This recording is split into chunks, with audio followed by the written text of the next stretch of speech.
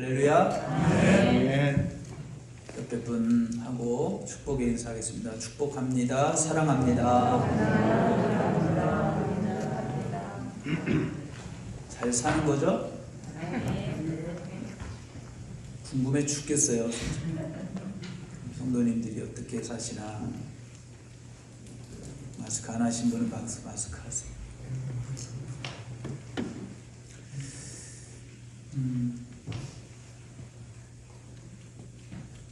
그래, 우리 장로님께서 그렇게 기도해 주셨죠. 이렇게 예배드리니까 예배드리는 것이 정말 귀하고 소중한 거였구나. 평범한 일이 아니었구나. 그것도 알겠고요. 우리 성도님들에 대한 생각이 더 커지는 것 같아요. 여기 오고 싶은 분들이 여기 오지 못하고 저렇게 영상으로 지금 예배를 드리고 있고, 오늘 실시간으로 예배를 드리는 거거든요. 그분들의 마음은 어떨까? 하나님이 그분들을 위로해 주시고 그분들과도 함께 하실 줄 믿습니다. 빨리 이 사태가 해결됐으면 좋겠고, 우리 대한민국에서는 문제가 없었으면 좋겠고, 우리가 마음껏 찬양하고 마스크 버리고 함께 인사하고 악수하고 하는 그런 시간이 빨리 왔으면 좋겠어요. 할렐루야. 기도하셔야 돼요. 아멘. 아멘. 빨리 와서 더 가면 안 돼요. 어떤 분은 1년이라고 생각하고 6개월이라고 생각하고 이러던데, 나는 그러지 않았으면 좋겠어요. 좀 3월 안에 끝냈으면 좋겠어요. 그래야 마음껏 부활절을 우리가 준비하죠. 기도하면서 여러분 각자 있는 곳에서 기도할 수 있기를 바랍니다. 아멘. 어느 날 예수님께서 제자들에게 질문을 하셨습니다. 식탁에 앉아서 먹는 자가 큰 자냐, 아니면 식탁에 앉아 먹는 자를 위해서 준비하는 자가 큰 자냐? 너희는 무엇을 원하느냐? 라고 말씀을 하셨습니다. 당연히 제자들은 앉아서 먹는 자가 되기를 원했습니다. 우리는 어떻습니까? 우리도 앉아서 먹는 자가 되기를 원합니다. 왜 그렇습니까? 섬긴다는 말은 참 좋은 말인데 사람들은 싫어합니다. 남이 나를 섬기는 건 좋은데 내가 남을 섬긴다고 하는 것은 별로 좋은 게 아니죠. 그것은 세상에서 약한 자, 약자나 낮은 자가 하는 것이기 때문입니다. 밑에 사람이 하는 일이고 옛날에는 종이 하는 일입니다. 이것이 섬기는 일이죠. 그럼에도 불구하고 오늘날 이 섬김이라는 말은 여러 곳에서 서로 다르게 쓰여지고 있습니다. 정치하는 사람들은 자기를 뽑아주면 국민을 위해 뭐 하겠다고? 섬기겠다고 말을 합니다. 진짜 그럴 것 같습니다. 호감이 좀 듭니다. 그 말에. 기업인들도 고객을 섬기겠다고 말을 하고, 동사무소 구청에 가면, 심지어 경찰서에 가도 섬기겠다고 말을 합니다.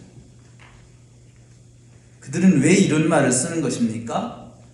사람들의 심리를 이용하는 것입니다. 사람들은 누구나 섬김을 받고 싶은 마음이 있기 때문입니다. VIP라고 하죠. 아니, 요즘엔 VVIP라 그러죠. 베리베리 important person. 뭡니까? 귀한 존재다 그 말이에요. 귀한 사람이다. 당신은 나에게 VIP다. 그래서 한동안에는 대통령을 VIP다 그랬어요. VIP 오십니다 하면 대통령이 온다는 얘기예요.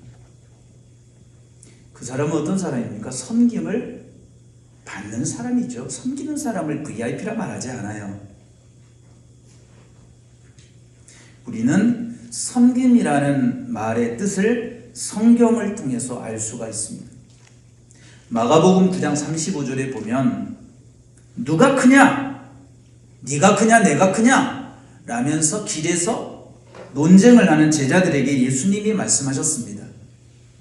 누구든지 첫째가 되고자 하면 무사람의 끝이 되며 무사람을 섬기는 자가 되어야 하리라.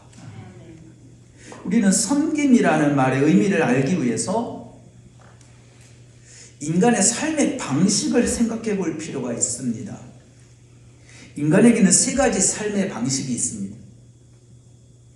첫 번째는 나는 살아야 되고 너는 죽어야 된다는 것이죠. 이것이 인간의 본성입니다.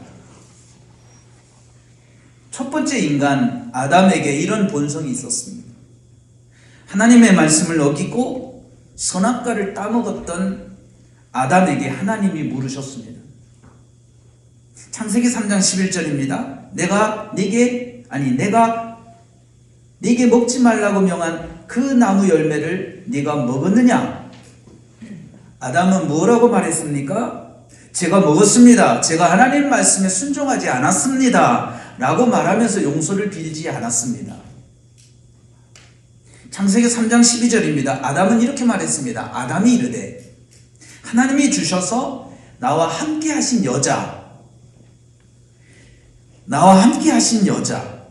그가 그 나무 열매를 내게 줌으로 내가 먹었나이다. 내게 잘못이 있다 없다? 잘못이 없다. 잘못이 없다는 것. 하나님이 주신 저 여자가 내게 주어서 내가 먹었다. 아담은 자기가 살기 위해서 책임을 아내에게 전가했습니다. 아담은 회개할 수 있는 기회를 놓쳤습니다. 인간의 악한 본성을 드러내고 있습니다. 오늘도 사람들이 싸우는, 다투는 이유가 있습니다. 나는 살고 너는 죽었으면 좋겠다는 것입니다.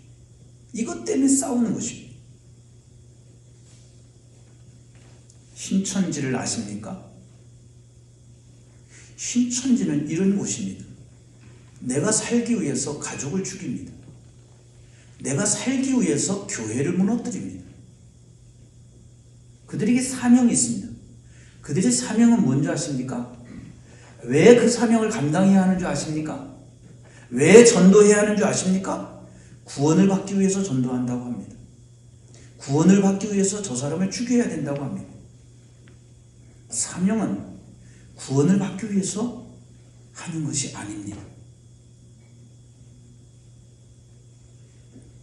여러분, 이들의 사명은 남을 죽이는 사명입니다. 악령의 역사입니다. 그리스도의 사랑이 아닙니다. 우리들의 사명은 남을 살리는 사명입니다. 우리는 왜 사명을 감당해야 하는 것입니까? 왜 전도를 해야 하는 것입니까? 구원을 받기 위해서? No, 아닙니다. 우리에게는 이미 주어진 하나님의 은혜가 있습니다. 그 하나님의 은혜를 내가 믿음으로 나는 하나님의 자녀가 되었습니다. 내가 사명을 감당해서 자녀가 되는 것이 아니고 내가 믿음으로 하나님의 은혜를 믿음으로 자녀가 되는 것입니다. 자녀가 되었기 때문에 내가 사명을 감당하는 것입니다. 할렐루야. 그래서 열심히 없는 것입니까? 혹시? 왜 이단자들은 열심히 있을까? 구원을 받기 위해서 열심히 노력하는 거죠. 목숨을 내걸는 거죠. 영원한 생명을 얻기 위해서. 성경은 그렇게 말하지 않아요. 그건 악령의 역사예요. 악령이 성경을 해석한 것입니다. 오도한 것입니다. 여러분, 하나님의 사랑은 그런 것이 아닙니다. 우리에게 주어진 사명은 그런 사명이 아닙니다.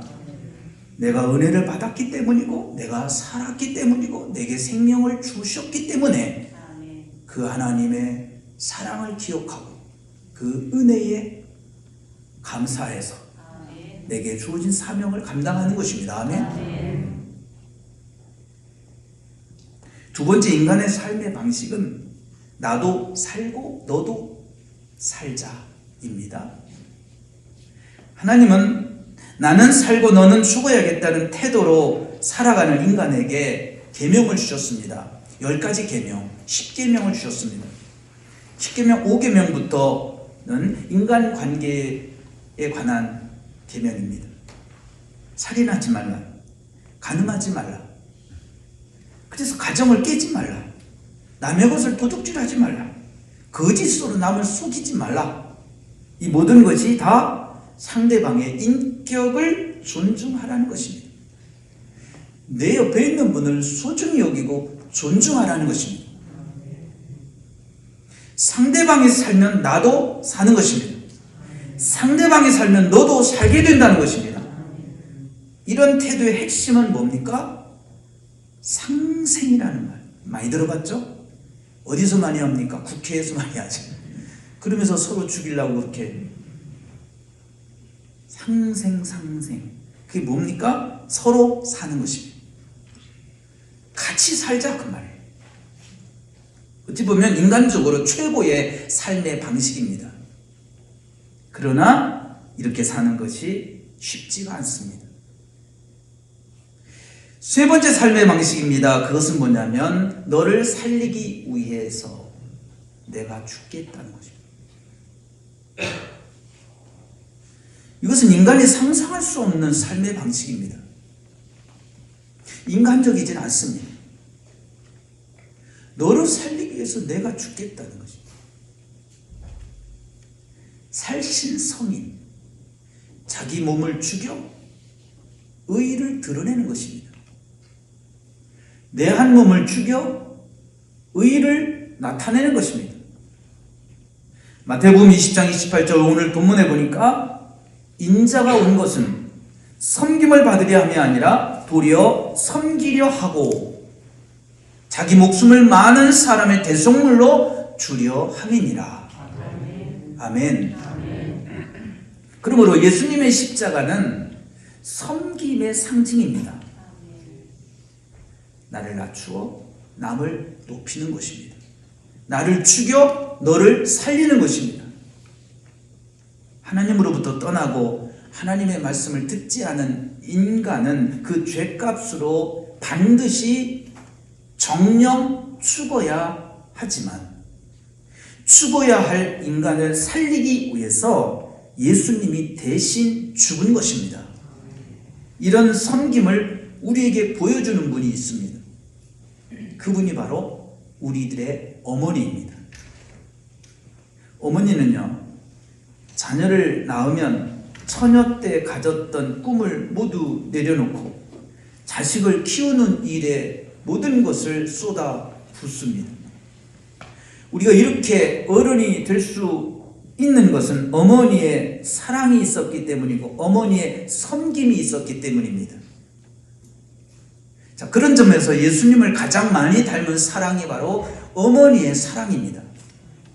그런데 어머니의 섬김, 어머니의 사랑은 자식에게만 제한이 되어 있습니다. 하지만 예수님의 섬김은 인류를 살리는 섬김이고 죽음이고 사랑입니다. 그러므로 우리의 삶의 방향이 중요합니다. 나는 살아야 되겠고 너는 죽어야 되겠다는 인간의 악한 이 본성을 넘어서야 합니다. 너도 살고 나도 살자로 삶의 방식을 업그레이드 하는 것입니다. 본성대로 살지 않는 것입니다. 바꾸는 것입니다. 그리고 거기서 더 나아가 우리는 크리스찬이니까 하나님의 사람들이니까 너를 살리기 위해서 내가 죽을 수도 있다라는 예수님의 방식, 예수님의 삶의 패턴을 가지고 우리가 산다면 우리로 인해 많은 사람들이 살게 될 것입니다. 영생할 것입니다. 우리 때문에 치유가 일어날 것입니다. 우리 때문에 회복이 일어날 것입니다. 자, 그런데요, 섬김의 삶을 사는 것이 결코 쉽지 않은 것을 우리는 알고 있습니다. 섬김의 삶을 방해하는 장애물이 있습니다. 섬김의 길을 가로막는 장애물이 있습니다. 경쟁 사회 속에서 목표가 되는 승리주의입니다. 트라이엄펄리즘이에요. 승리주의가 뭘까요? 모든 것이 승부다.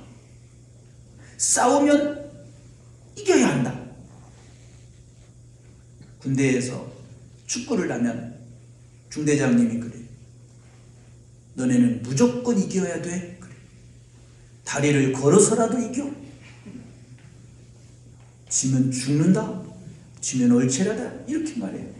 무조건 이겨야 돼. 지면 안 되는 거예요. 아니, 훈련을 잘해서 연습을 잘해서 이길 생각을 하지 않고 정신교육만 시킵니다. 무조건 이겨야 돼. 이게 승부죠. 이겨야 된다는 것입니다. 싸우면 이겨야 한다는 생각입니다. 우리는 섬김을 실천하는 자리에서도 승리주의에 붙잡혀 있습니다. 심지어 사람들은 인생을 이렇게도 표현합니다. 인생은 승부다. 그러므로 반드시 이겨야 된다. 이기기 위해서는 수단과 방법을 가리지 말라. 배구나 탁구를 보면은요, 제일 먼저 하는 것이 서브입니다. 공격하는 쪽이 상대편 코트에 공을 쳐서 넣어서 상대방이 받아치게 하는 것입니다. 서브를 넣는다 그랬죠. 서브. 단어로만 보면 그게 뭡니까? 서비스입니다. 섬긴다는 뜻입니다. 근데 이것이 승리주의와 함께 묶이니까 상대가 쉽게 공을 받지 못하도록 서브를 넣는 것입니다. 아이러니한 것은 이런 서브를 보면서 관중들은 야, 그 서브 멋있다. 상대방이 받을 수 있는 서브를 가지고 멋있다고 하지 않습니다. 상대방이 받지 못하는 서브를 가지고 우리는 박수치고 멋있다 그럽니다. 받지 못하니까. 옛날에는 배구 서브를 넣을 때는 언더로 넣었어요. 이렇게. 국가대표도 다 언더로 넣습니다. 뭐 한두 사람만 다르게 넣죠. 요즘에는 전부 다 스파이크 서브를 넣습니다. 스파이크는 뭡니까? 공격이죠. 공격. 그걸 서브라고 하는 게 이게 조금 말이 안 맞는 것 같죠. 그래서 서브로 점수를 먹는 경우들이 많습니다. 사실은요, 이건 잘못된 서브입니다. 잘못된 서비스입니다. 세계 메이저 대회 테니스 선수들은요, 서브를 할 때 시속 200km가 넘습니다. 우리나라는 200km 넘는 사람이 없어요. 여러분, 200km 서비스를 넣을 때 그걸 받을 수 있을까요? 라켓을 갖다 대기만 하는 거예요. 그 넘어가면 기분이 좋은 거고, 운이 좋은 거고, 그렇지 않으면 못 받는 것입니다. 자, 이런 서브로 득점하는 경우를 서비스 에이스라 그렇게 말해요.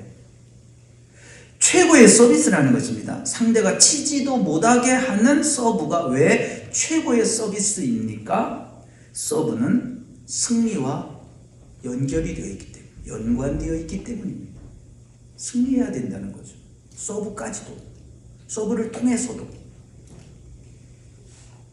정치인들이 이렇게 말을 하죠.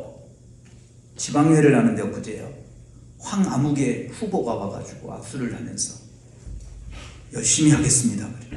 속으로 뭘 열심히 하려고요? 그랬지. 열심히 섬기겠습니다. 라고 말을 합니다. 그들은 자주 국민이라는 말을 사용합니다. 국민을 위해서. 전 속으로, 겉으로는 말 안 하고 속으로, 소심해서 속으로만 어떤 국민이요? 누구요? 라고 묻죠. 그들이 말하는 국민은 누굴까?